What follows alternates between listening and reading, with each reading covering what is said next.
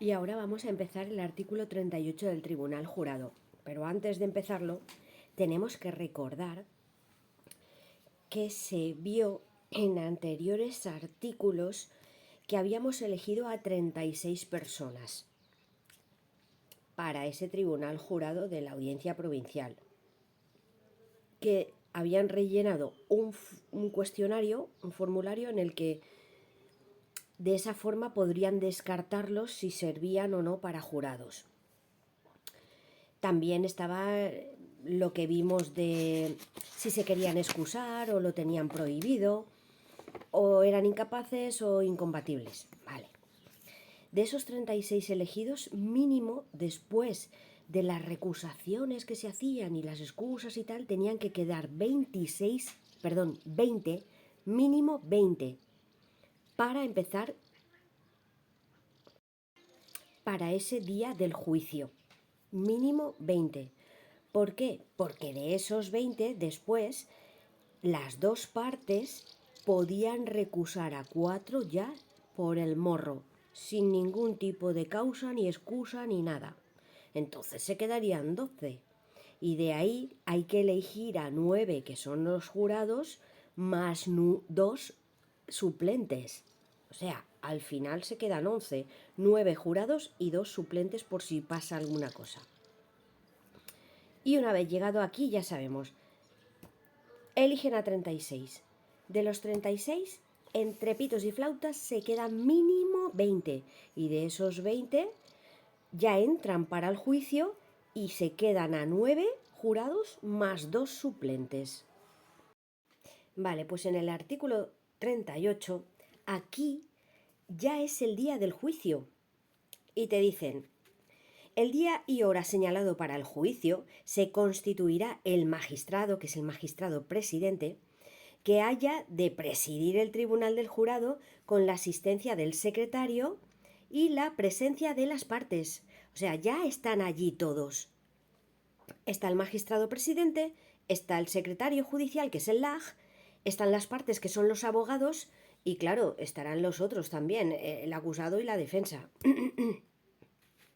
Ahora bien, si concurren al menos 20 de los candidatos a jurados convocados, el magistrado presidente abrirá la sesión, abrirá el juicio oral, pero aún no entran el público. Ahí están solo ellos y ya dice, se abre la sesión, ¿vale? Ahora, si no concurren porque claro, ahí están los 36 y se han quedado en mínimo 20. Y ahí es cuando abre la sesión del juicio oral, cuando ya están los mínimo 20. Si no concurren esos mínimo 20, se procederá otra vez al sorteo, con la forma indicada en el artículo siguiente, que vamos a él. El magistrado presidente interrogará nuevamente a los jurados por si en ellos concurriera falta de requisitos, alguna incapacidad, incompatibilidad, prohibición o excusa, lo de siempre. Y también podrán las partes interrogar a los jurados respecto a las materias relacionadas en el párrafo anterior. Vamos a ver, ¿esto qué quiere decir?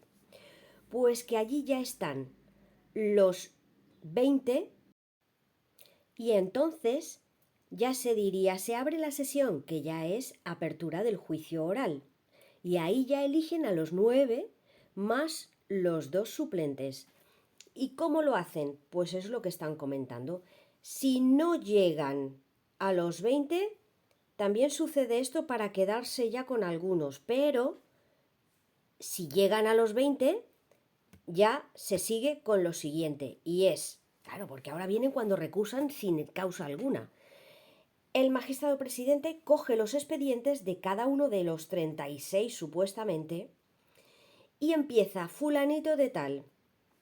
Usted en el cuestionario indicó un montón de cosas. ¿Siguen en pie? Sí, señoría, sí, siguen en pie. Vale, pues entonces se queda o no se queda, depende, porque luego se le preguntarán más cosas, que son las partes las que empiezan a preguntar a partir de ahí. Una vez el magistrado presidente ya ha preguntado a todos los de la sala por el cuestionario si sigue igual o no sigue y tal y cual, Los que se quedan les hace preguntas también, claro, pero durante el cuestionario. Entonces las partes, los abogados de las partes ya se han coscao. Han dicho, a ver, este ha dicho que le gustaba mucho el gimnasio, hacía artes marciales y que es algo agresivo, igual me interesa. O este es un hincha de fútbol y de estos fanáticos, a lo mejor no me interesa. O esta es una mujer que ha sufrido violencia de género, a lo mejor tampoco me interesa, o a lo mejor sí. Ambas partes deciden en función... Mira, cada abogado, para que se quede claro, busca un perfil de jurado que le venga bien a su cliente. Y luego hay que tener en cuenta que si surge una nueva causa que antes no estaba, pues puede ser recusar a cualquiera por esa nueva causa, que puede ser prohibición o lo que sea. Ahora bien, las recusaciones se oirán y resolverán en el propio acto. Ten en cuenta de que estás a punto de empezar el juicio, todo va ya, para allá. Y se hace por el magistrado presidente ante la presencia de las partes y oído el candidato a jurado afectado.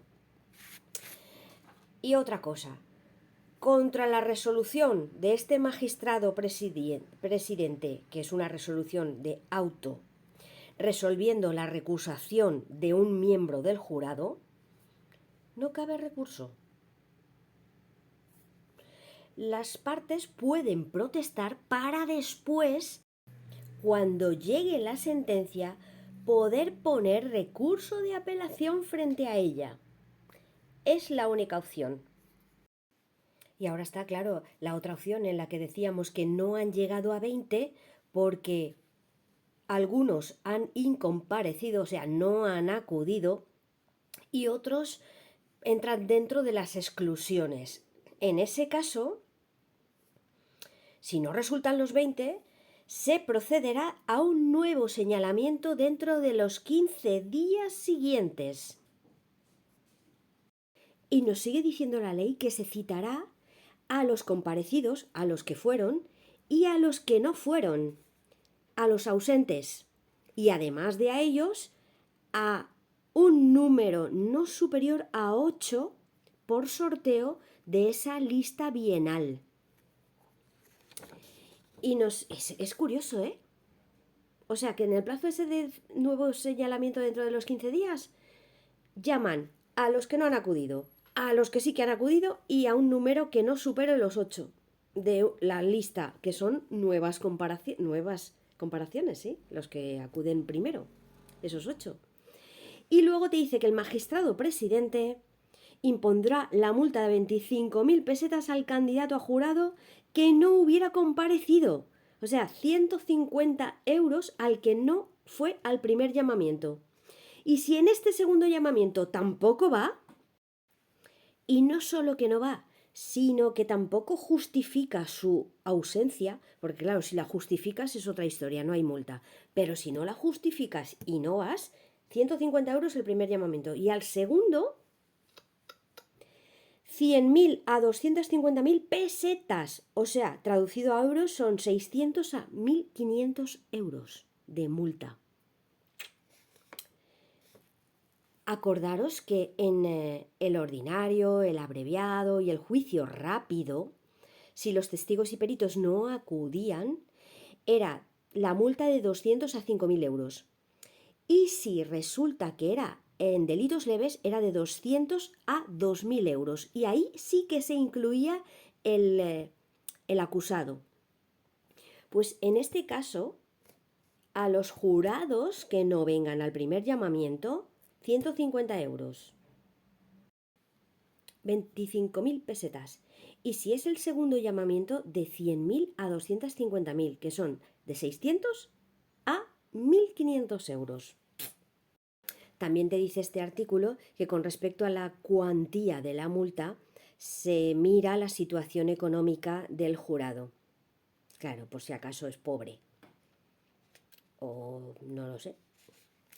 Y también te dice que si en esta segunda convocatoria tampoco se llega al mínimo, que son los 20 para empezar el juicio, se vuelve a repetir otra vez lo mismo. Qué fuerte, pero es así. Y el artículo 40 es sobre la selección de los jurados y la constitución del tribunal. Y nos dice que si concurriese el número suficiente de al menos 20 jurados, al menos 20, menos no, se producirá a un sorteo sucesivo para seleccionar a los 9 jurados que formarán parte del tribunal y a los 2 de suplente. Aquí ya estamos, ya a punto de comenzar el juicio. Y aquí te sigue explicando cómo se hace el sorteo. Introducidos los nombres de los jurados en una urna. O sea que en una urna es un sorteo como los típicos de toda la vida. Serán extraídos uno a uno por el secretario, quien leerá su nombre en alta voz. En voz alta. Y el punto 3 del artículo 40 nos dice que las partes se refiere a la parte acusadora y la parte de la defensa, ¿vale? Después de formular al nombrado las preguntas que estimen oportunas y el magistrado presidente declare pertinentes, claro, porque ahí ya están los 9 más los 2 suplentes, ahí pueden seguir preguntándole alguna cosa si el magistrado presidente lo admite.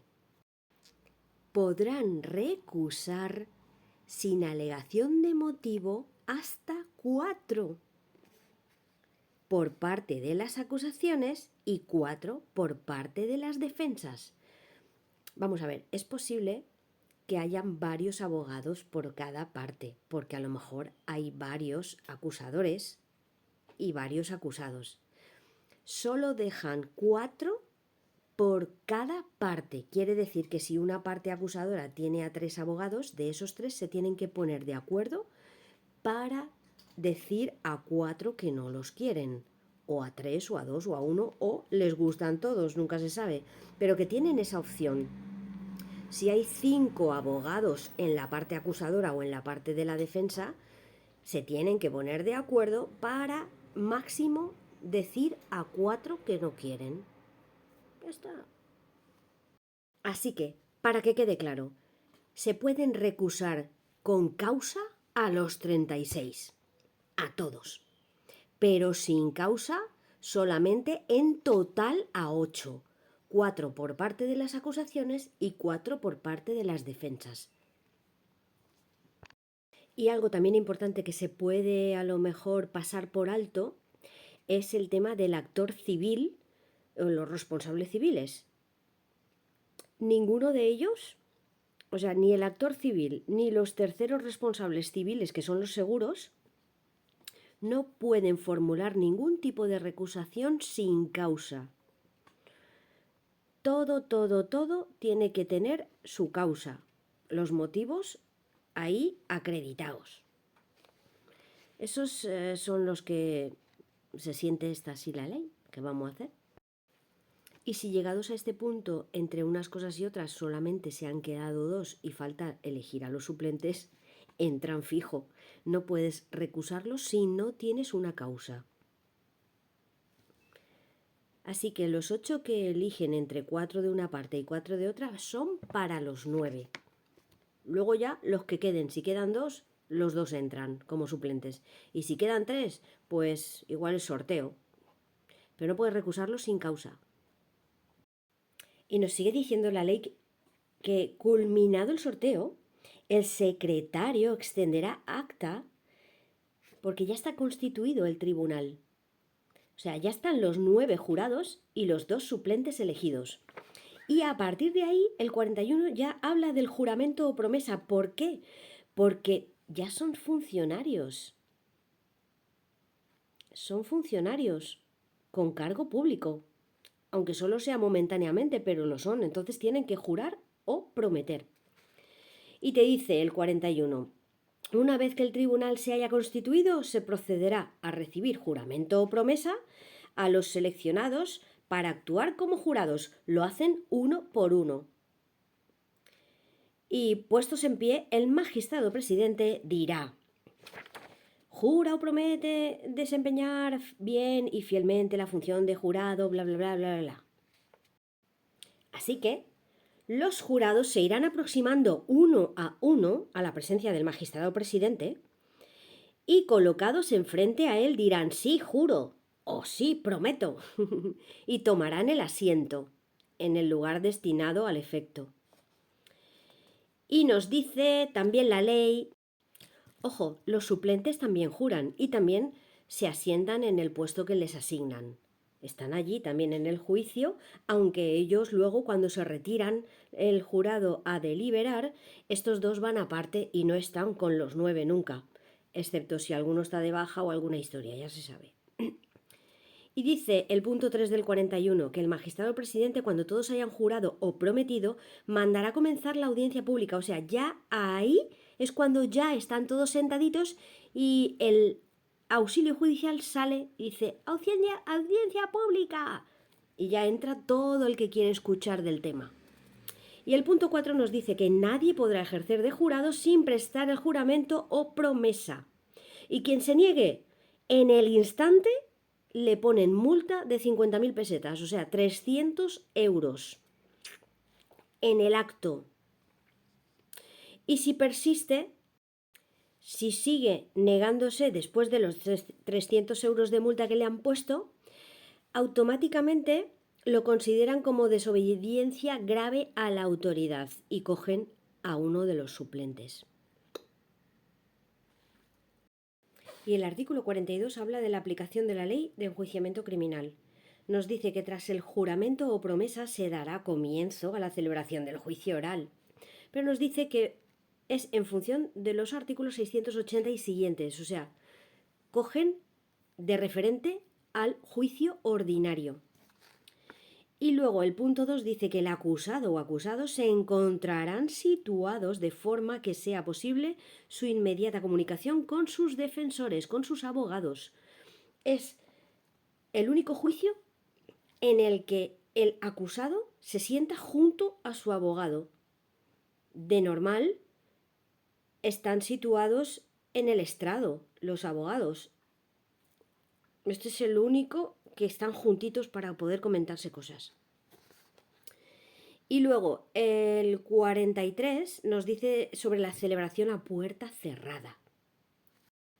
Ten en cuenta de que para la integridad de la víctima o si ha habido casos muy fuertes, temas sexuales, etcétera, pues cabe la posibilidad de que se quiera celebrar a puerta cerrada. Bueno, pues para la decisión de la celebración a puerta cerrada, el magistrado presidente, oídas las partes, decidirá lo que estime pertinente previa consulta al jurado. ¿Por qué? Porque el jurado es quien decide si se va a celebrar a puertas cerradas o abiertas. Y el magistrado presidente es el que da la formalidad al acto, pero no decide. Decide en función de lo que dicen los jurados. Y en el artículo 44 se dice que la celebración del juicio oral requiere la asistencia de acusado y del abogado defensor, como en todos los penales. Es imprescindible que el acusado esté allí. Ya dijimos en su día que habían algunas opciones cuando era la pena menor de 2 años, etc. Pero tiene que estar allí. En principio, 99,9% de las veces. Este último, el abogado defensor, estará a disposición del tribunal jurado hasta que se emita el veredicto. ¿Y por qué dice esto? Porque el juicio ante el tribunal del jurado es el más importante de todos. De todos. Ya sabemos que la justicia criminal, la parte penal, tiene prioridad frente a todos los órdenes, ¿vale? Pues el tribunal jurado tiene más prioridad que cualquier penal. Y por eso dice que teniendo el juicio oral ante este tribunal prioridad frente a cualquier otro señalamiento o actuación procesal, sea cual sea el orden jurisdiccional ante el que tenga lugar. Si el abogado de un tribunal jurado, de un acusador o un defensor, una defensa. Si el abogado tiene 5 juicios y tiene uno de los juicios penales o 3 penales y este del tribunal jurado, este es prioritario. Hasta que no termine este no puede ir a los otros. Ahora, si hay varios acusados y alguno deja de comparecer, se oirá a las partes para si se sigue con respecto a los que están. Y por otro lado, la ausencia injustificada del tercero responsable civil, o sea, de los seguros, y que estén citados, no será por sí causa de suspensión del juicio ni de enjuiciamiento. Siguen adelante. Si es todo como en penal, es todo, coge como si fuese la Lecrim, aunque es otra ley, pero coge todas las formalidades, ya lo ha dicho antes, del juicio ordinario, que es conforme se ven todas las leyes criminales. Y el artículo 45 nos habla de que el juicio comenzará mediante la lectura por el secretario de los escritos de calificación, como todos. El magistrado presidente abrirá un turno de intervención de las partes. Cuando dice las partes se refiere a los abogados de ambas partes, acusador y defensa, a fin de explicar sus calificaciones y la finalidad de la prueba. ¿Por qué? Porque aquí pueden pedir nuevamente prueba, pero te dice que podrán proponer al magistrado presidente nuevas pruebas para practicarse en el acto, resolviendo el magistrado, tras oír a las demás partes que deseen oponerse a su admisión.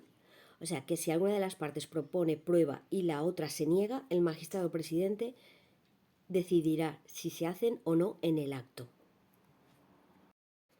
Y el artículo 46 es muy importante. Aquí se nos dice que los jurados, por medio del magistrado presidente, podrán dirigir mediante escrito a testigos, peritos y acusados las preguntas que estimen conducentes para aclarar los hechos.